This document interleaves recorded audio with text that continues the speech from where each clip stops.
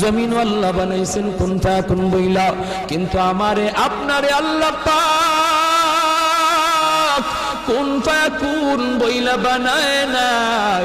আমাকে আপনাকে যখন আল্লাহ বানাইছে, খালাকতু বিয়াদাইয়া, আল্লাহ বলে আমি আমার নিজের হাত দিয়া বান্দা বান্দিরে বানাইছি।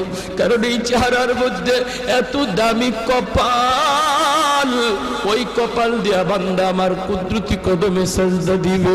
এই কপালটার এত দাম। এই কপাল কুন ফায়াকুন বললে হয় না, এই কপাল ফেরেশতাদের হাতে বানাইলেও হয় না, আমি আল্লাহ নিজের হাতে বানাইছি।